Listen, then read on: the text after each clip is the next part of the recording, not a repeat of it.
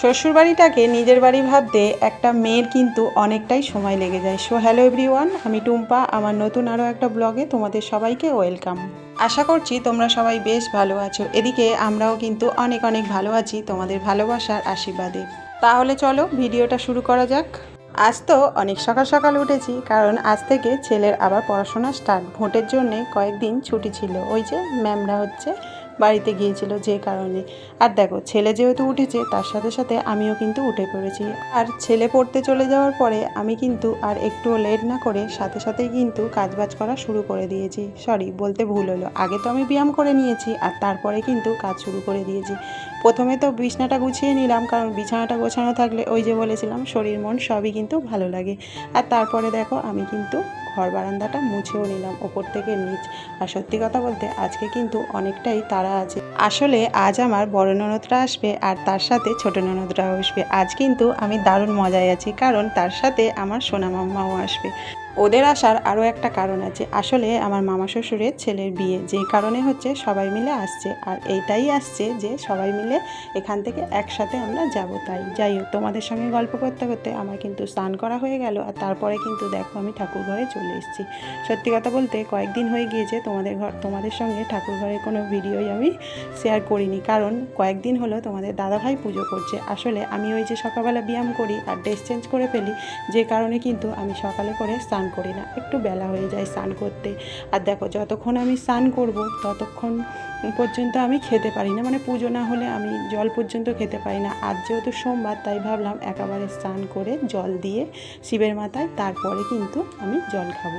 তো যে কারণে দেখো ফাইনালি পুজো টুজো হয়ে গেল। এদিকে কিন্তু চাও করে নিয়েছি, আর দেখো তিনজনে মিলে কিন্তু চা খেয়ে নিচ্ছে। আসলে ওই যে বললাম বিয়ে বাড়ি আছে, শাশুড়ি মা বাড়িতে নেই, শাশুড়ি মা চলে গিয়েছে, যে কারণে আর কি। আর তারপরে দেখো চাটা খেয়ে নিয়ে আমি কিন্তু রেডি হয়ে গিয়েছি বাজারে যাওয়ার জন্য।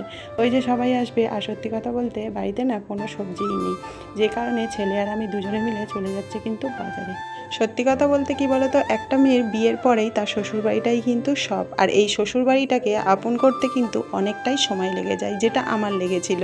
সত্যি কথা বলতে দেখতে দেখতে আমার 20টা বছর কেটে গিয়েছে এই বাড়িতে। আর এখন কিন্তু আমার একদমই মনে হয় না এটা আমার নিজের বাড়ি নয়। এই দেখো, এদিকে তোমাদের সঙ্গে গল্প করতে করতে আমি তো বাজারে চলে এসেছি। আর বাজারে এলে আমার যেটা হয়, এই মাসিমার দোকানে আসি, আর এই মাসিমা শুধু এটা দেবো ওটা দেবো সেটা দেবো করতেই থাকে। যতই বলছি যে আমার কালকে বিয়ে বাড়ি আছে, আমরা থাকবো না, বেশি কিছু নেব না, শুধুমাত্র একটু সবজি নেওয়ার জন্য সত্যি বলতে বাজারে গিয়েছি। কারণ আজ যেহেতু সোমবার, আজ তো নিরামিষ রান্না হবে। যাই হোক, সবজি তো মোটামুটি নিয়ে নিয়েছি, কিন্তু যেটা নেওয়ার জন্য গেছি আসলে সেটাই কিন্তু আমি পাইনি। আসলে আমার ননদের ছেলে বা নন্দাইরা বেগুন খেতে ভালোবাসে, তাই নিরামিষের সঙ্গে মানে ডালের সঙ্গে একটু বেগুন ভাজা করলে ভালো লাগে। তা কিন্তু বাজারে দেখলাম সব ছোট ছোট বেগুনই খুঁজে পাইনি। যাই হোক, ওই বেগুনই নিলাম আর কি। তো ফাইনালি দেখো, তারপর তোমাদের দাদাভাই চলে এসেছিলো একটা ঘড়ি কিনবে বলে। আর ফাইনালি কিন্তু বাজার টাজার করে আমরা কিন্তু বাড়িতে চলে এসেছি। আর সত্যি কথা বলতে এতটাই আমার কষ্ট হচ্ছিলো, আমি কিন্তু এসে দেখো একদম হালা দিয়ে বসে পড়েছি আর কি। ফাইনালি দেখো কতগুলো বেগুন কিনেছি, কিন্তু কোনটা যে আসল ভালো আর কোনটা যে খারাপ বুঝতেই পারছি না।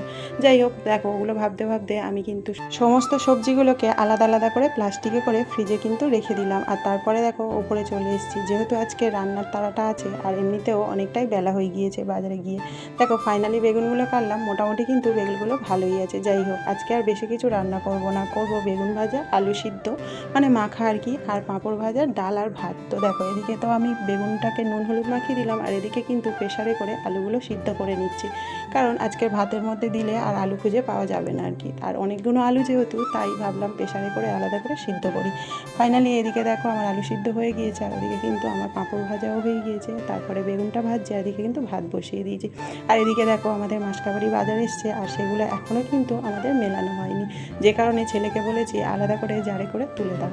তো যাই হোক, এদিকে দেখো রাতের জন্য কিন্তু আমি ডালও ভিজিয়ে দিলাম, কারণ রাতে করব ছোলার ডাল, যে কারণে কিন্তু আগে থাকতে একটু ভিজিয়ে দিলাম। ফাইনালি রান্নাটা তো আমার কমপ্লিট হয়ে গেল। তোমাদের এই ভিডিওটা কেমন লাগলো অবশ্যই করে কিন্তু কমেন্ট করতে ভুলো না। দেখা হচ্ছে তোমাদের সঙ্গে পরের ভিডিওতে। টাটা।